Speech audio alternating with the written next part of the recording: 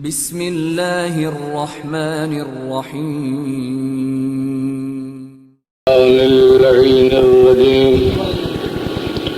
بسم اللہ الرحمن الرحیم الحمد للہ الذی لا یبلغ مدحته القائل ولا يحصي نعماءه العبدون ولا يودي حقه المجتهدون الذي لا يدركه بعد الهمم ولا يناله غوص الفتن الذي ليس لصفته حد محدود ولا نعت موجود ولا وقت معدود ولا أجل ممدود وترى الخلائق بقدرته ونشر الرياح برحمته وبتد بالسحور ميدان أرضه والصلاة والسلام على سيد الأنبياء والمرسلين خاتم النبيين سيدنا الممجد بشيرنا المسدد نذيرنا المؤيد المصطفى الأمجد محمود الأحمد بالقاء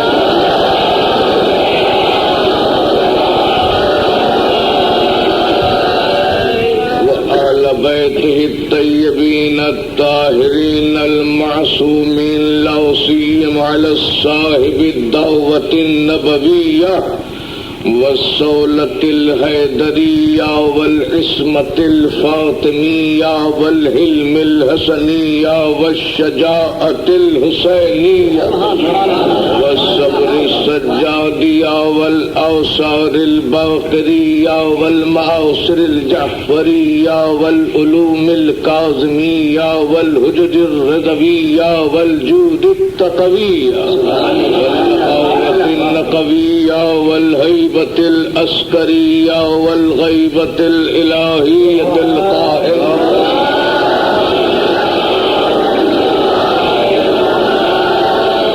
أما بعد فقد قال الله سبحانه وتعالى في كتابه المحكم وخطابه المتقن وقوله أحسن بسم الله الرحمن الرحيم والنجم إذا هوى ما ضل صاحبكم وما غوى وما ينطق عن الهوى إن هو إلا وحي يوحى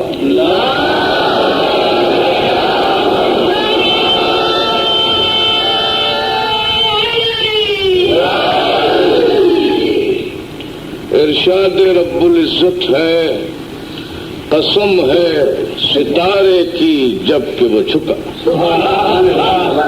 ما ضل صاحبکم وما غوا کہ تمہارا رفیق جو ہے نہ وہ بھٹکا نہ وہ بہکا ما ينطق عن الهوى اور وہ اپنی جانب سے کچھ نہیں کہتا وہی کہتا ہے جو وہی کہتی ہے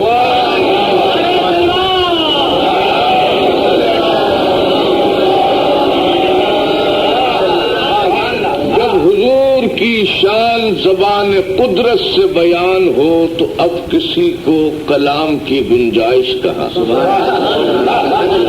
قدرت عصمت نبوت پر دلائل قطعیہ پیش کر رہی ہے وہ فرما رہی ہے قدرت کہ ہمارا نبی نہ تو ضلع نہ غوا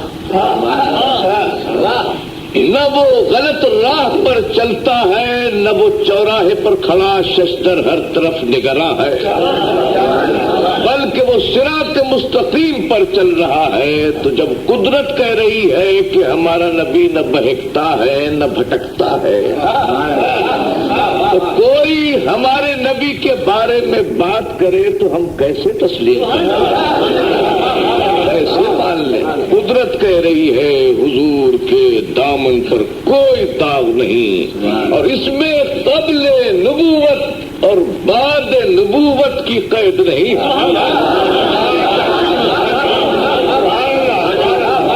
جو معتقد قرآن ہیں ان کا فریضہ یہ ہے کہ قبل اور بعد کی قید نہ لگائیں نہ قدرت نے لگائی ہے نہ تمہیں حق ہے لگانے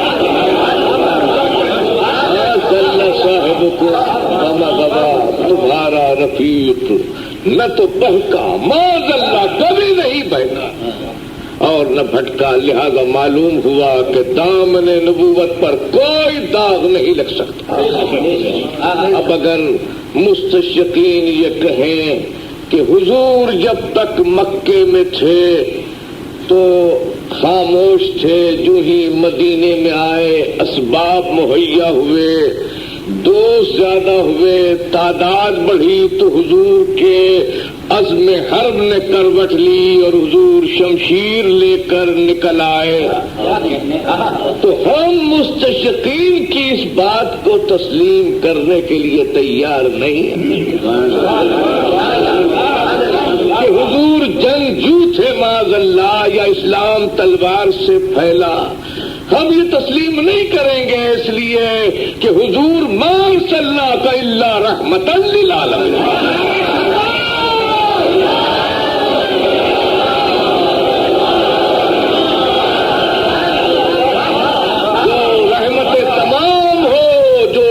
تمام ہو بھلا اس سے لڑائی کا تصور یا جنگ کا توہم ناممکن ہے۔ لیکن دوستو، تم حقیقتوں کی دنیا میں رہتے ہو اور سچائیوں کے جزیروں میں بستے ہو۔ اگر مجھ پر یا میرے ملک پر کوئی 70 بار حملہ کرے اور میرا ملک اس کے مقابل پر آئے تو تم کہو کہ دیکھیے 70 بار لڑا، اس کا پس منظر نہیں دیکھتے کہ یہ نہیں لڑا، اس نے حملہ کیا۔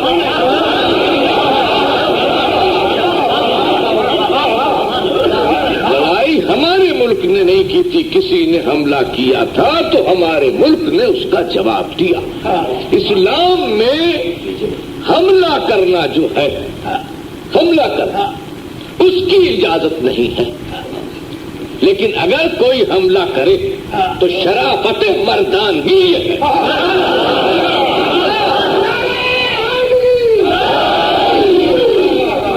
اس کا مقابلہ کیا جائے۔ مستشرقین کو دھوکہ اس لیے ہوا کہ غزوات و سرایا کی طویل فہرست انہوں نے پڑھی، غزوات کی اور سرایا کی طویل فہرست پڑھی اور دیکھا کہ حضور نے اتنی بار لڑائی لڑی، اتنی بار صحابہ کرام کو بھیجا سرحدوں پر، تو یہ لڑتے ہی رہے، حضور نہیں لڑتے رہے، حضور جواب دیتے رہے۔ اسلام میں جنگ نہیں ہے، جنگ حملہ آور کو کہتے، جب کوئی حملہ کرے تو وہ جنگ ہے اور جب دفاع ہو تو وہ جہاد ہے۔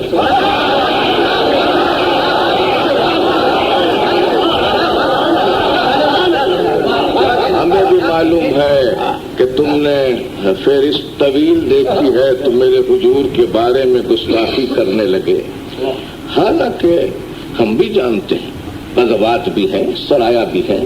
غزوات ان کو کہتے ہیں جن میں حضور خود شریک ہوئے، سرایا وہ ہے جن میں حضور نے صحابہ کرام رضوان اللہ علیہم کو بھیجا۔ تو اب وہ ایک طویل فہرست ہے نا، تم اس تشریح دیکھ کر گھبرا جاتا، اتنی لڑائی، لیکن جہاں جہاں لڑائی ہے اس کے پس منظر کو دیکھو۔ میرا چیلنج ہے کہ حضور نے کہیں پہل نہیں کی، پہل ہمیشہ کفر کرتا کہ برباد رہے، حملہ بعد میں ایمان کرتا ہے کہ یاد رہے۔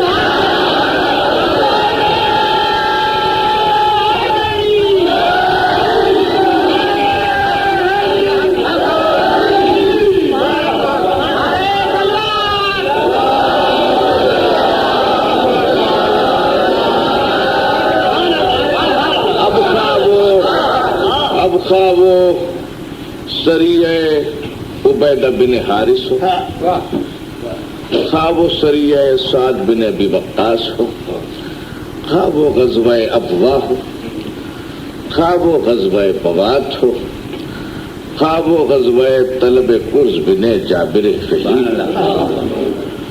خواہ وہ غزوہ ذوالعشیرہ، اس کو ذوالعسیرہ بھی کہتے ہیں، خواہ سریہ عبداللہ بن جیش الاسدی، خواہ غزوہ بدر، خواہ سریہ عمیر بن عدی، خواہ سریہ سالم بن عمیر ہو، خواہ غزوہ بنی قینقاع ہو، خواہ غزوہ سویق ہو، خواہ غزوہ قرقرۃ القدر ہو، خواہ سریہ زید بن حارثہ ہو، خواہ غزوہ احد ہو، خواہ سریہ ابی سلمہ ہو، خواہ سریہ عبداللہ بن انیس ہو، خواہ سریہ منذر بن عمر ہو، خواہ سریہ مرثد بن ابی مرثد غنوی ہو، خواہ غزوہ بنی نذیر ہو، خواہ غزوہ بدر الموعد ہو، خواہ غزوہ ذات الرقاع ہو، خواہ غزوہ دومت الجندل ہو، خواہ غزوہ مریسی ہو، خواہ غزوہ احزاب ہو، خواہ غزوہ بنی قریظہ ہو، خواہ سریہ محمد بن مسلمہ الی القرطہ ہو، خواہ غزوہ بنی لحیان ہو، خواہ غزوہ غابہ ہو، خواہ سریہ محمد بن مسلمہ الی ذی القصہ ہو، خواہ سریہ عبد عبیدہ بن جراح الی ذی القصہ ہو، خواہ سریہ زید بن حارثہ الی بنی سلیم ہو، خواہ سریہ زید بن حارثہ الی الطرف ہو، خواہ سریہ زید بن حارثہ الی العیس ہو، خواہ سریہ زید بن حارثہ الی حسمئے ہو، خواہ سریہ زید بن حارثہ الی وادی قرا ہو، خواہ سریہ عبد الرحمن بن عوف الی دومت الجندل، خواہ سریہ علی بن ابی طالب الی بنی بکر بفدق ہو، خواہ سریہ زید بن حارثہ الی ام قرفہ بوادی قرا، خواہ سریہ عبداللہ بن عتیق الی ابی رافع، خواہ سریہ عبداللہ بن رواحہ الی اسیر بن ضارب، خواہ سریہ عمرو بن امیۃ الزمری، خواہ غزوہ حدیبیہ، خواہ غزوہ خیبر، خواہ سریہ حضرت عمر بن خطاب الی تربہ، خواہ سریہ حضرت ابو بکر بن ابی قحافہ الی نجد، خواہ سریہ بشیر بن سعد انصاری الی فدق، خواہ سریہ غالب بن عبداللہ اللیثی الی المیفعہ، پھر خواہ سریہ بشیر بن سعد انصاری الی یمن و جبار ہو، اور خواہ سریہ ابن ابی الاوجاع سلمی الی بنی سلیم ہو، پھر سریہ غالب بن عبداللہ اللیثی الی بنی الملوح بالکتیب ہو، پھر سریہ غالب بن عبداللہ اللیثی الی مصعب ہو، پھر سریہ شجاع بن بہب الاسدی ہو، پھر سریہ موتدا ہو، پھر سریہ عمرو عاص الی ذات السلاسل ہو، پھر غزوہ عام الفتح ہو، پھر سریہ خالد بن ولید الی العزہ، پھر سریہ عمرو بن عاص الی صباح، پھر سریہ سعد بن زید الاشلی الی منات، پھر سریہ خالد بن ولید الی بنی جذامہ بن کنانہ، پھر سریہ غزوہ حنین، پھر سریہ محسن بن اسدی ہو، پھر غزوہ طائف ہو، پھر سریہ عیینہ بن حصن الفزاری، پھر سریہ قطبہ بن عامر، پھر سریہ ضحاک بن سفیان، پھر سریہ علقمہ بن مجدد المدلجی،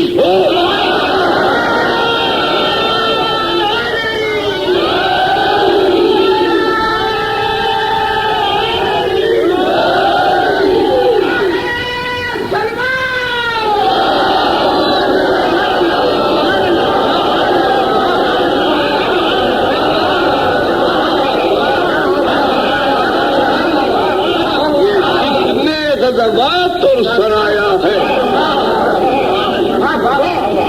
اتنے غزوات و سرایا ہے، اس میں حضور نے کہیں پہل نہیں کی،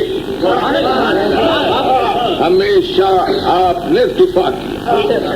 تو دوستو لفظوں کے فریب میں نہ جاؤ، کہتے بصیرت ہے، فکر کی نادانیاں ہر جگہ نظر آتی ہیں، الفاظ معنی کی عصمت کو سنبھال نہیں پاتے، زبان رقیب کھلنے لگتی ہے، جنگ اور ہے جہاد اور،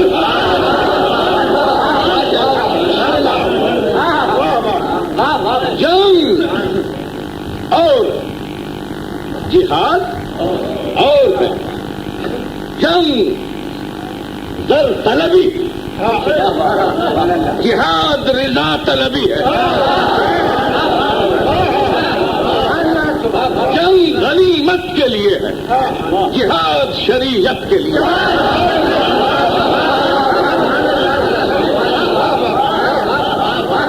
جنگ الحوثی ہے، جہاد اخلاص کامل ہے، جنگ حکم شاہی ہے، جہاد حکم الہی ہے۔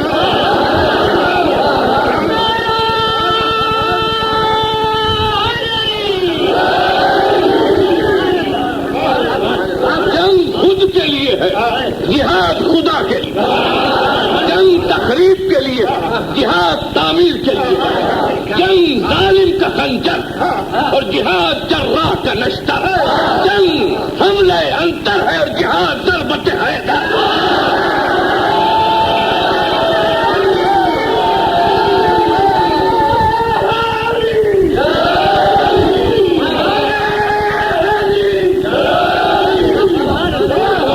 حضور نے جنگ نہیں کی، جہاد کیا۔ یہ رسول وہ ہے، یہ مستشقین کہتے رہے کہ حضور جنگجو تھے معاذ اللہ، یہ ہوس اقتدار رکھتے تھے، اس کو اقتدار کی کیا پرواہ؟ ذرا سوچو، جو کائنات کا تاجدار ہو، جو سرور عالم ہو، اس کو اقتدار سے کیا غرض؟ جس کے ایک اشارے پر چاند شک ہوتا، کوئی دنیا دلی کو کیا سمجھتا ہے؟ حضور کا کردار آج مستشقین کہتے ہیں۔ تو میں پوچھتا ہوں کہ تم آج 1300 سال کے بعد باتیں بناتے ہو میرے حضور پر، تو اس دور میں جو خون کے پیاسے تھے، جو جان کے دشمن تھے، انگلی نہیں اٹھائی۔ چاند پر انگلی اٹھ سکتی ہے، حضور پر انگلی نہیں۔ تو دوستو، حضور نے تاریخ بتاتی ہے، ابو قبیس وادی ہے اور حضور کہہ رہے ہیں سب سے کہ میں اللہ کا نبی ہوں۔ تو اس وقت ابو جہل کہتا کہ اے عبداللہ کے یتیم، تیری نبوت کی دلیل کیا ہے؟ کائنات پر سکتہ طاری ہے۔ حضور بولتے بولتے چپ ہو گیا، ہوائیں رک رک کر اور ستارے چھپ چھپ کر دیکھ رہے ہیں کہ نبی خاموش کیوں ہے۔ ساری کائنات دم خود ہے اور ذات الہی متوجہ ہو گئی، اور فرشتگان نے ارضی و سماوی کو حکم دیا کہ شاید ہمارا نبی کوئی معجزہ پیش کرنا چاہے تو دیکھو تاخیر نہیں ہونا چاہیے۔ یہ عیسیٰ نہیں جو عالم خلق سے ہو، یہ رسول ہے عالم امن سے۔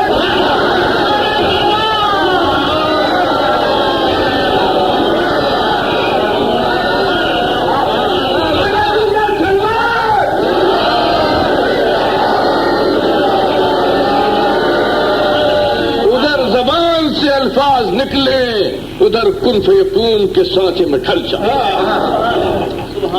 حضور نے چاروں طرف دیکھا، سائل موجود ہے۔ اگر میرا حضور چاہتا تو ستاروں کو اشارہ کرتا تو ٹوٹ کے گواہی دیتا، اگر حضور چاہتے تو چاند شک ہو کر گواہی دیتا، اگر حضور چاہتے تو آفتاب پلٹ کر گواہی دیتا، اگر حضور چاہتے تو ابو قبیس کے ذرے ذرے سے صدائے اشہد ان کا رسول اللہ برآمد ہو جاتی، اگر حضور چاہتے تو خود ابو جہل کے جسم کا ہر رویا شہادت رسالت دیتا۔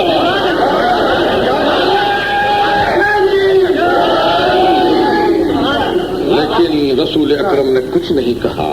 اللہ اللہ، اس وقت ارواح انبیاء بھی جمع ہو گئے ہوں گے کہ ذرا دیکھیں کہ یہ نبی جو آخری ہے اپنے نبوت پر کون سی گواہی، کون سا معجزہ پیش کرتا ہے۔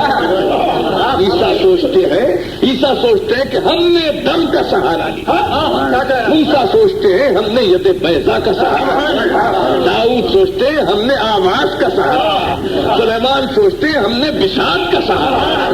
دیکھیں یہ نبی کس چیز کا سہارا لیتا ہے، لیکن غیرت دار خدا کا غیرت دار نبی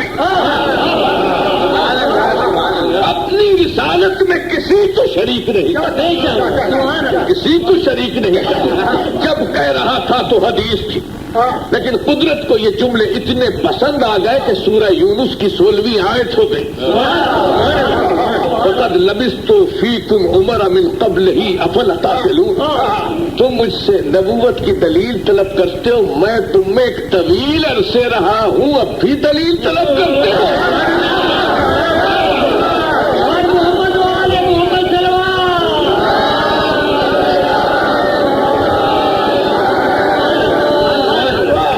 ابو جہل تو دلیل طلب کرتا، اسی بتھا کے وادی میں میرا بچپن گزرا، بتاؤ بچپن میں کوئی شوخی کی؟ اسی سرزمین مکہ پر میرا لڑکپن گزرا، بتاؤ کہیں میں نے کوئی شرارت کی؟ اسی سرزمین پر میری جوانی نے انگڑائی دی، بتاؤ میری جوانی کہیں دیوانی بنی؟ جان میں تو داغ ہو سکتا ہے مگر میرے دامن پر کوئی داغ نہیں۔ بول ابو جہل تو نے کوئی عیب دیکھا؟ ابو لہب تو ہمسایہ بھی ہے، بتا خلوت اور جلوت میں کوئی لفظ دیکھا؟ عتبہ تو بتا میرے کردار میں کوئی داغ دیکھا؟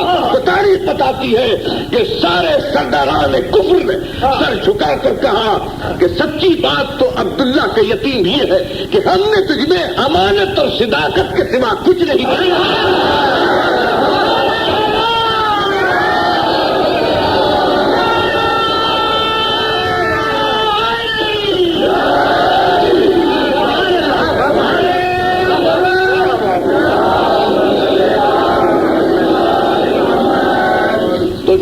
رسول اکرم میں دشمن تھے جان کے، تو ان کے پیاسے تھے اور وہ کوئی اعتراض نہ کر سکے، جرم تلاش کے بعد حاصل نہ کر سکے۔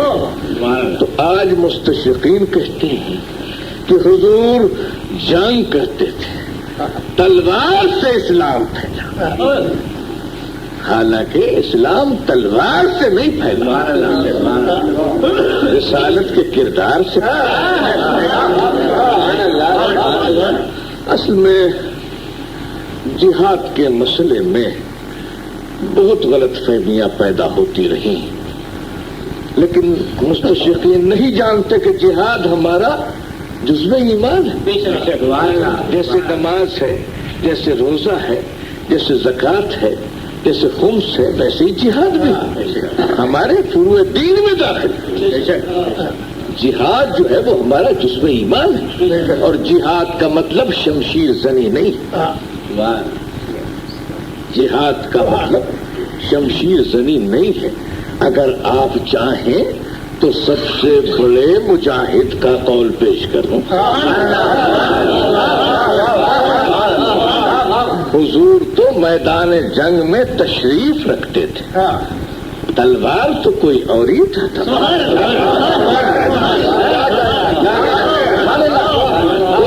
یہ تو ان کو پیش کروں، فرماتے ہیں کہ الایمان علی اربع دعائم،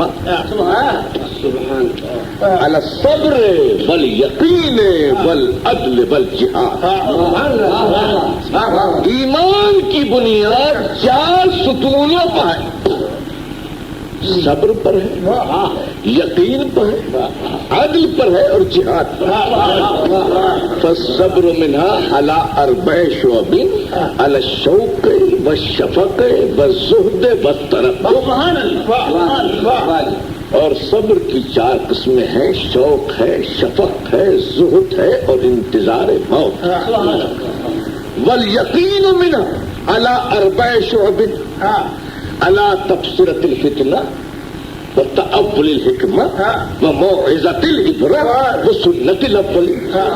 اور یقین کی 4 قسمیں، تبصرة الفتنة دانائی اور گہرائی، تأول الحکمة حقیقت رسی، موعظة العبرة عبرت اندوزی، وسنة الأولین اسلاف کی سنت۔ والعدل منها على 4 شعب، اور عدل کی بھی 4 قسمیں، على غایت الفہم وغور العلم وزہرۃ الحکم ورساخۃ العلم۔ والجہاد منها على 4 شعب، اور جہاد کی بھی 4 قسمیں ہیں، علی الامر بالمعروف والنہی عن المنکر، والصدق فی المواطن وشنان الفاسقین۔ اب تعریف جہاد کون کر رہا ہے؟ جو ایک طرف تو مجاہد ہے اور دوسری طرف علم کا ترک۔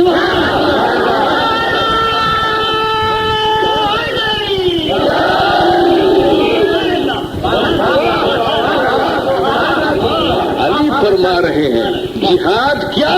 یہ شمشیر زنی کو، نیزہ اندازی کو، تیر افغانی کو جہاد کہتے ہیں۔ جہاد اس سے پوچھو، تم تو صحن کتابت سے دور نہیں جاتے، تم کیا جانو جہاد کیا ہے؟ جو مجاہد ہے وہ کہتا کہ جہاد کی 4 قسمیں، امر بالمعروف، نیکی کا حکم دینا، اور نہیں عن المنکر، اور برائیوں سے روکنا۔ فمن امرا بالمعروف، جس نے معروف کا حکم دیا، شدہ ظہور المومنین، اس نے مومنین کی کمر مضبوط کر دی۔ ومن نہا عن المنکر ارغم انوف الکافرین، اور جس نے منکر سے روکا اس نے کافرین کی ناک رگڑ دی۔ ومن صدق فی المواطن، اور جو ہر موقع پر سچ بولا اس نے حق ادا کر دیا۔ ومن شنع الفاسقین وغضب للہ غضب اللہ لہ، اور جو فاسقین سے نفرت کرتا ہے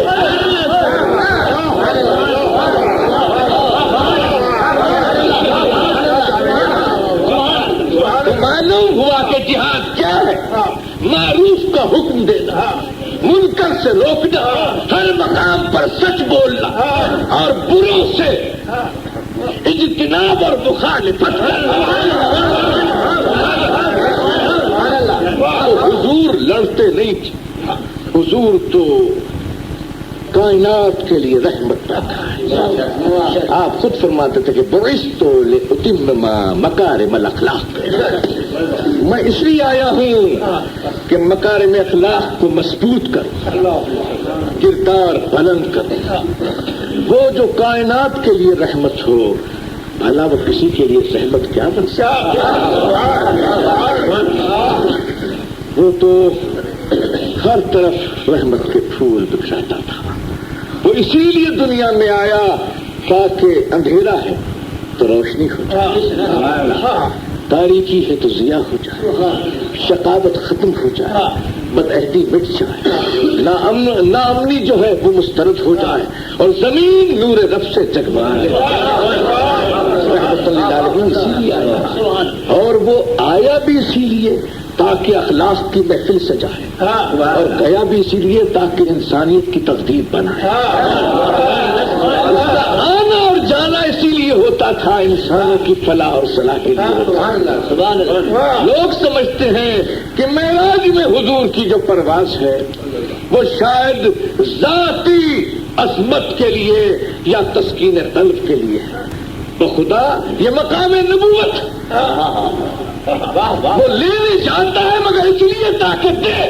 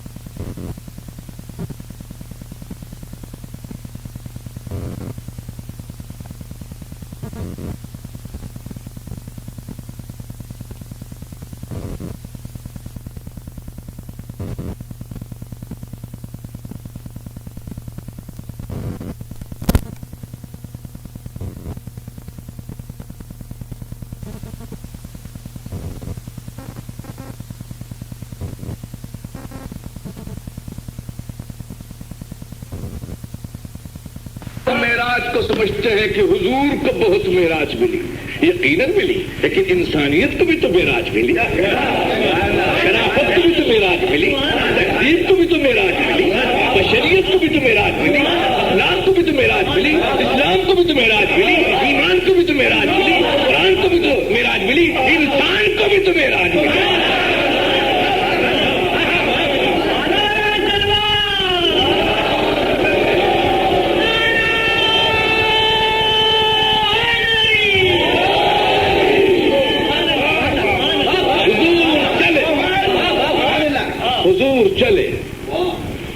حضور چلے منزل امکان سے محل وجود کی طرف پرواز، فقرہ بیت المقدس میں آ کر نماز پڑھی۔ چشم فلک نے ایسی نماز نہ دیکھی ہوگی جس میں اذان دینے والا جبرائیل ہو، اذان دینے والا جبرائیل ہو اور نماز پیچھے پڑھنے والے انبیاء و مرسلین ہو، اور نماز پڑھانے والا خاتم النبی۔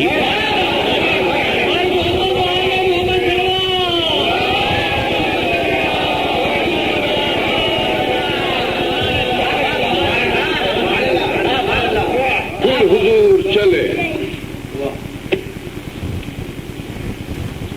رحمت للعالمین کا تاج پہنے، یا ایھا المزمل کی چادر اوڑھے، یا ایھا المدثر کا دوشالہ ڈالے، نون والقلم کا سا اٹھا چلے، حسن کی بارات لیے، عشق کی سوغات لیے حضور روانہ ہوتے ہیں، منزلیں طے ہو رہی ہیں، آدم کو دم دیتے ہیں، عیسیٰ کو مسیحا بناتے ہیں، موسیٰ کو فصاحت کا سلیقہ اور ہارون کو خلافت کا طریقہ بتاتے ہیں، یوسف کو آئینہ دکھاتے ہیں، داؤد کو لہجہ بتاتے ہیں، چلے جا رہے ہیں، عالم ناسوت چھوٹا اور عالم ملکوت شروع ہوا، اور ادھر عالم ملکوت اختتام پر پہنچا تو فرشتہ نوری نے دست عرض کیا، ادب شناس ہوں آگے قدم نہیں،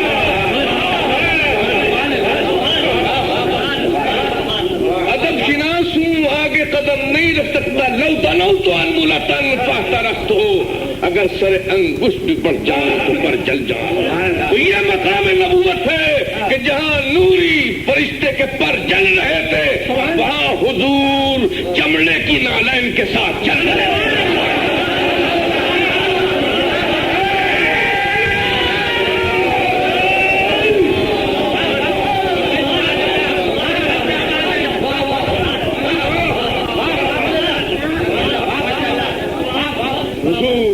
آگے بڑھے، اب منزلیں ختم ہوتی ہیں، عالم ملکوت میں ایک ہی تو ہم سفر تھا، کوئی ساتھ چھوڑ چکا ہے، یہ نوری ہے جو ساتھ چھوڑ دیتا ہے، انسان ساتھ نہیں چھوڑتا۔ اب وہ منزل آ گئی کہ جہاں زبان کو بیان نہیں ملا، نطق کو الفاظ نہیں ملا، فصاحت کو لہجہ نہیں ملا، بلاغت کو ادا نہیں ملا، ادا کو صدا نہیں ملا۔ حضور جا رہے ہیں، اس پرواز کو دیکھ کر ہوش اڑے جاتے، پرواز انسانی کہاں اور پرواز سبحانی کہاں، حکمرانی کہاں؟ سلیمان کی بساط کہاں؟ ارض و سما کی حکمرانی کہاں؟ مقام خلت کہاں؟ مقام حبیب سبحانی کہاں؟ دور مکانی کہاں؟ لا مکانی کہاں؟ رنترانی کہاں؟ من رہانی کہاں؟ دور پر مہمانی کہاں؟ نور پر میزبانی کہاں؟ اس کا سایہ نہ ہو اس کا ثانی کہاں؟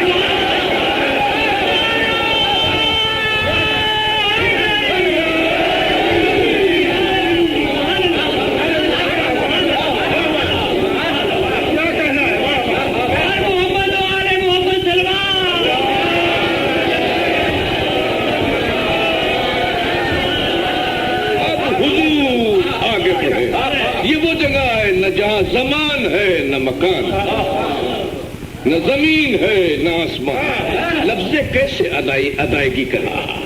نہ زمان ہے نہ مکان، نہ زمین ہے نہ آسمان، نہ انس ہے نہ جان، نہ سما ہے نہ سمک، نہ فلک ہے نہ ملک، نہ لفظ ہے نہ حرف، نہ سطح ہے نہ ظرف، نہ متا ہے نہ کیف، نہ شتا ہے نہ سیف، نہ چاندنی نہ دھوپ، نہ سایہ نہ روپ، نہ گرمی نہ برسات، نہ موت نہ حیات، نہ ذات نہ صفات، نہ ہوا نہ فضا، الا نہ ملا، نہ کیف نہ غم، نہ خوشی نہ غم، نہ غم نہ عدم.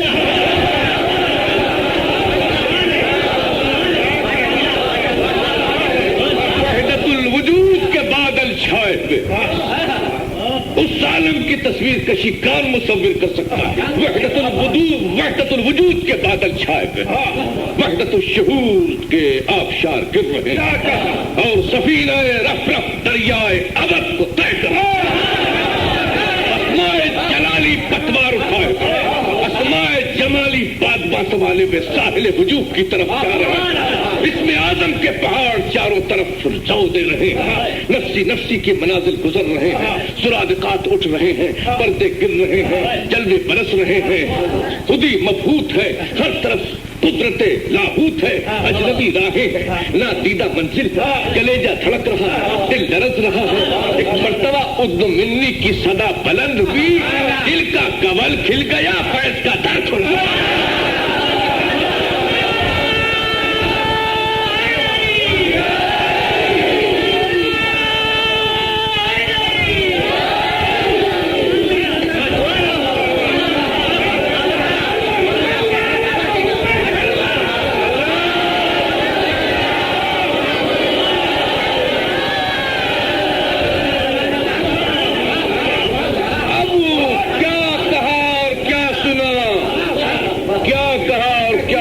پتہ نہیں چلتا، لیکن قاب قوسین کا لفظ بتاتا ہے.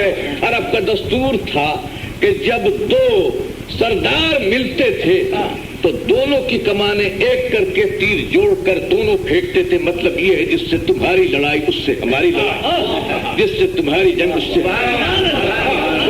قاب قوسین کا محاورہ بتاتا ہے کہ قدرت کہنا یہ چاہتی ہے کہ صلح تمہاری ہوگی تو امان ہماری ہوگی، تیر تمہارا ہوگا کمان ہماری.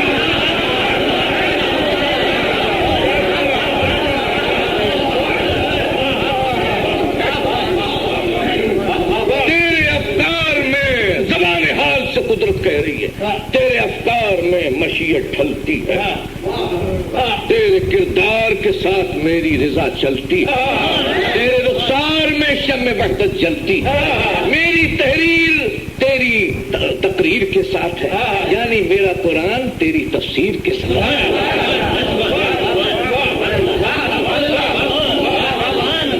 تو مجھ سے الگ نہیں، میں تجھ سے جدا نہیں.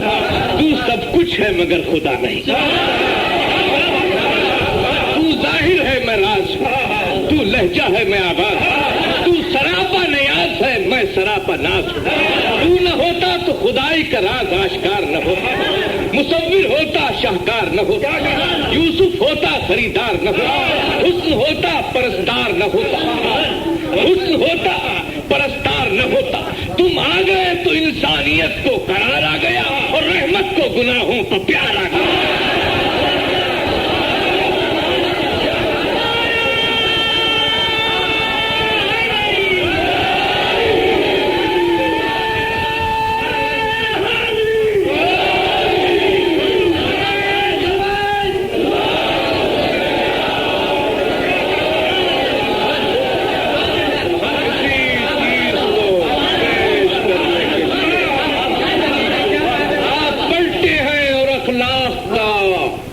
دستور لے کر آئے ہیں. سورہ بنی اسرائیل میں 22ویں آیت سے لے کر 39ویں آیت تک دیکھ لیجئے. آئین حیات مل گیا حضور کو لے کر آئے. تو اب حضور جو ہے ما ینطق عن الہویٰ، اپنی طرف سے کچھ نہیں کہتے. آخری وقت آ رہا ہے، اپنی طرف سے کچھ نہیں کہتے. جو حضور کہیں ہم پر فرض ہے کہ ایمان لائیں. حضور نے کہا انت منی بمنزلۃ ہارون من موسیٰ الا انہ لا نبی بعدی، ہم ایمان لائے. حضور نے کہا انا منذر وانت ہادی، ہم ایمان لائے. حضور نے فرمایا حب علی یاکل الذنوب کما تاکل النار الحطب. حضور نے فرمایا لا یجوز الصراط الا من كتب له علی الجمال، ہم ایمان لائے. حضور نے فرمایا انا مدینۃ علم وعلی بابها، ہم ایمان لائے.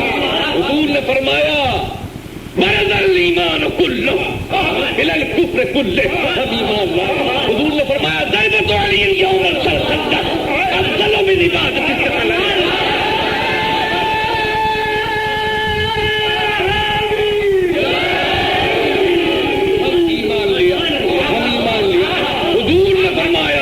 لأعطين الراية غدا رجلا كرارا غير فرار. حضور نے فرمایا من كنت مولا فهذا علي.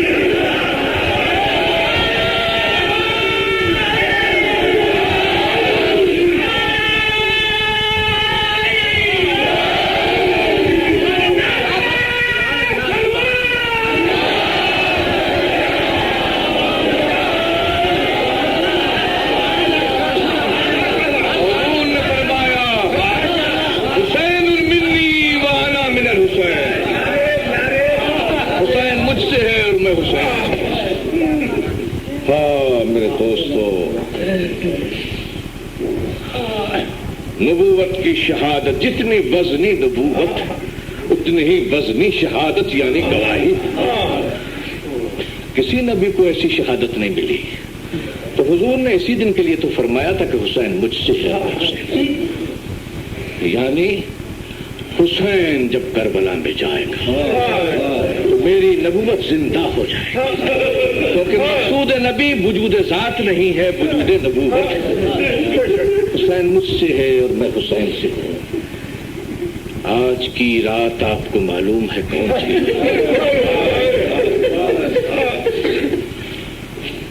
کربلا میں خاندان نبوت کے چمن کی پتی پتی بکھر گئی. آئیے تھوڑی دیر کے ہم شام غریبہ کا منظر دیکھتے ہیں. تاریکی چھائی بھی ہے، چاند بھی نکلتے ہوئے شرما رہا. ایک چلی ہوئی قنات پر سیاہ سر نظر آ رہا ہے، کسی کے سر پر چادر نظر آ رہی ہے. دوستو آوازیں تیز نہیں ہیں. کل تک تو آوازیں بہت تھی، آج کوئی آواز نظر نہیں آتی. ایسا معلوم ہوا کہ بچوں نے شمر سے کچھ سبق سیکھا. آوازیں بلند نہیں کرتے مگر دبی دبی سسکیاں نظر آ رہی ہیں. کبھی دبی سسکیاں نظر آ رہی ہیں.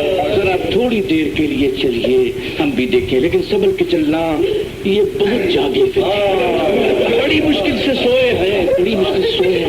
یہ ان کے ٹکڑے ٹکڑے آدھا یہ صحیفہ مودت کی آیتیں ہیں.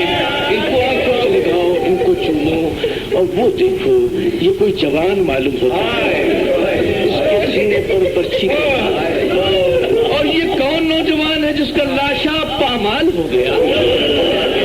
یہ شاید قاسم بن حسن ہے، اور یہ ایک ننھی سی لہر بنی ہوئی ہے، شاید یہ علی اصغر ہے. اور وہ دیکھو فرات پر کون ہے جس کے بازو کٹے ہوئے ہیں اور پشت سینے پر رکھی ہے. اور وہ کون ہے جس کے جسم پر تیروں کے بھی نشان، قبر کے بھی نشان، خیموں کے بھی نشان. معلوم ہوتا ہے کہ دشمنی کا مرکز یہی ہے.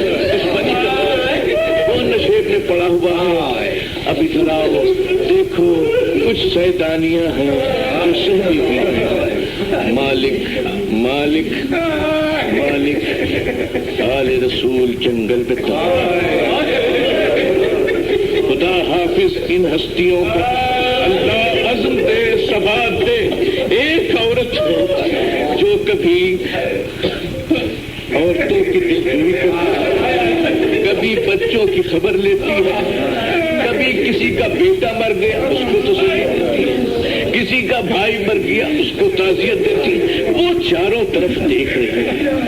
اگر خیمے میں آگ لگی ہے اور کوئی خیمے میں چل رہا ہے تو وہی جا رہی ہے. چنانچہ حمید بن مسلم کہتا ہے کہ ایک معظمہ سرخ چادر اوڑھے ہوئے کسی نے امام سے پوچھا سرخ چادر اوڑھنے والی کون عورت تھی؟ وہ میری پھوپھی جان جناب زینب تھی. آقا اگر ناراض نہ ہو تو یہ بتائیے عاشور کے دن سرخ چادر کیا پوچھنے والے تم نے میرا کلیجہ کاٹ دیا.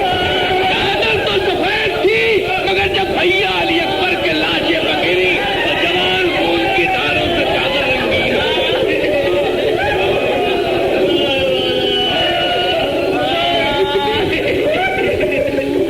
حمید نے کہ کیا چیز ہے؟ کہا اس نے میرے بھائی کی امانت ہے. تو حمید کہتا ہے میں نے تھوڑی دیر میں دیکھا کہ وہ سرخ چادر پہننے والی عورت ایک جوان کو بازوؤں میں سمیٹے ہوئے چلی گئی. اے زینب کبریٰ تجھ کو ہزاروں سلام ہو. ایسا معلوم ہوتا ہے کہ حسین پھر زندہ ہو گیا. جوان ہے. تھوڑی دیر میں حمید کہتا ہے کہ میں نے دیکھا کہ ایک 5 سال کی لڑکی جس کے کانوں سے تازہ خون اور جس کے دامن میں آگ لگی ہوئی تھی اور وہ چیختی جاتی تھی یا امی العباس ادرکنی، اے چچا عباس میری مدد کیجیے. حمید کہتا ہے کہ میں جب پڑھا اس کی طرف تو لڑکی ڈر کر بھاگنے لگی. جب بھاگنے لگی تو میں نے اپنی رفتار تیز کر دی. جب قریب آیا تو لڑکی ڈر کر گر پڑی. میں نے چاہا کہ اس کی آگ بجھاؤں تو اس نے ننھے ہاتھ جوڑ کر کہا اے شیخ میرے ہاتھ سے لگانا، میں سیدہ کی پوتی ہوں،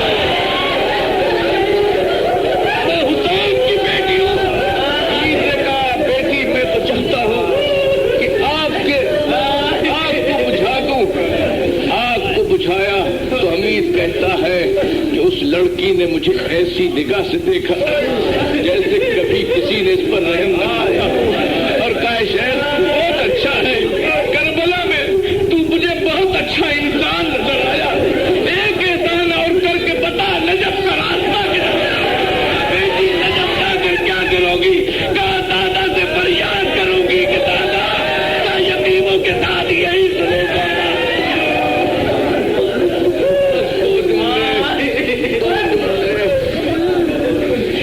غریبہ ہے زینب بیٹھی ہے. تھوڑی دیر میں ہر کی زوجہ پانی لے کر پانی کا نام سنا تو زینب نے کہا حسین پانی آ گیا.